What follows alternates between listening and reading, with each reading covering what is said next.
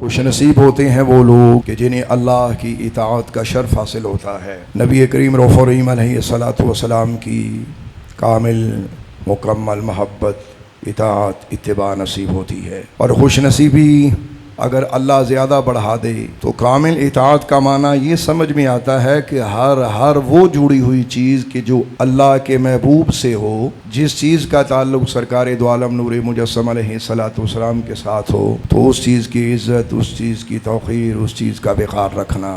یہ آج کل تو یہ بیان کیا جاتا ہے نا، ایمان کا تقاضا یہ ہے، سچ پوچھیں تو دنیا میں جب انسان کسی انسان سے محبت کر لینا، اسی کے جوڑے اٹھائے پھرتا ہے، اسی کے گن گاتا پھرتا ہے، اسی کے قدموں کی خاک کو اپنی آنکھوں کا سرما بناتا ہے۔ اللہ کے بندو، ادب پہلا قرینہ ہے محبت کے قرینوں میں۔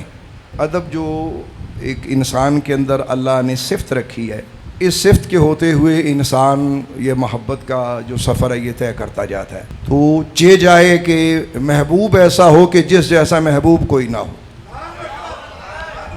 مطلب اگر دنیا کے محبوبوں کی آپ باتیں کریں تو لوگ ان پہ مر جانے کی باتیں کرتے ہیں کہ تجھ سے جڑی ہر شے کو چوموں، تیرے ساتھ منسوب ہر چیز کے ساتھ فنا ہو جاؤں۔ یہ ان کی اپنی محبتوں کے تقاضے ہیں کہ محبوب بھی ہم محبوب خدا رکھتے ہیں۔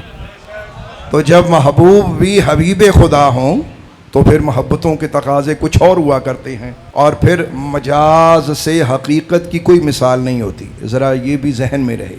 لیکن سمجھانے کے لیے مثال کے طور پہ ایک نہ نظر آنے والی چیز ہے اور ایک نظر آنے والی چیز ہے، تو اکثر انسان کے سامنے چونکہ نظر آنے والی چیز اس کو سمجھنا آسان ہوتا ہے تو اس کو اس چیز کی مثال دی جاتی ہے۔ مجاز کی مثال اس لیے دی جاتی ہے لوگوں کو سمجھ آتی ہے، سمجھنا آسان ہوتا ہے۔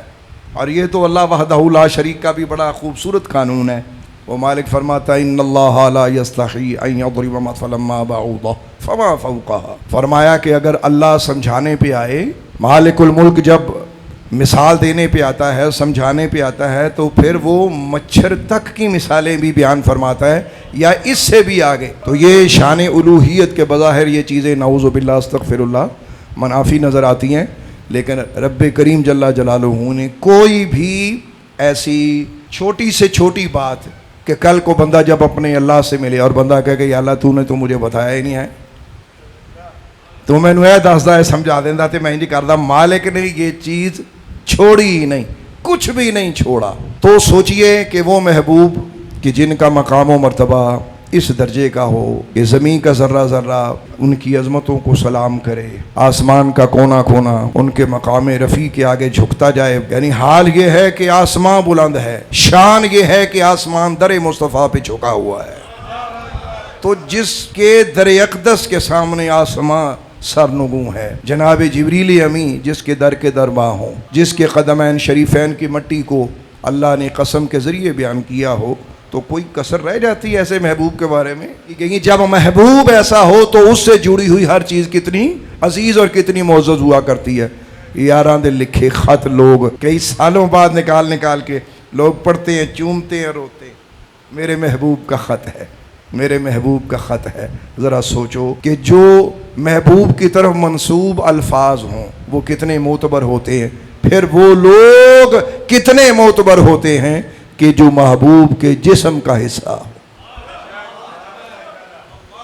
شہر معتبر ہے اس لیے کہ حبیب رہتا ہے، گلی محترم ہے اس لیے کہ محبوب رہتا ہے، گھر اس لیے عزیز ہے کہ محبوب رہتا ہے، در و دیوار اس لیے عزیز ہیں کہ محبوب رہتا ہے۔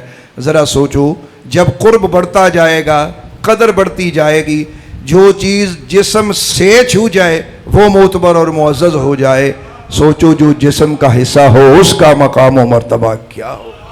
کوئی سوچ سکتا ہے؟ کوئی سوچ سکتا ہے؟ محبت کا جب یہ لیول آتا ہے نا، تو میں سمجھتا ہوں خوش نصیب ہیں وہ لوگ کہ جنہوں نے ان نشانیوں سے محبت کی، ان پتھروں سے محبت کی جسے رسول خدا نے چوما، چھوا۔ حجر اسود کو بھی اسی لیے چوما، مشہور قول ہے حضرت فاروق اعظم۔ تو طواف بھی اسی لیے کیا، طیبہ کی گلیاں اسی لیے معزز ہوئیں، گنبد خضرا اسی لیے حسین ہوا۔ وہ گنبد جو سرکار دو عالم کے جسم اقدس کے اوپر بعد میں کسی نے بنایا، اور خود نہ تو حضور نے بنایا نہ یہ صحابہ کی تعمیر ہے، تو آپ سوچئے گا کہ وہ چیزیں کتنی محترم ہو گئی. چلتے چلتے یہ معاملہ کس قدر بڑھا کہ وہ کتنے خوبصورت لوگ ہیں کہ جو قدموں مبارک کی مٹی کی بھی تعظیم کریں.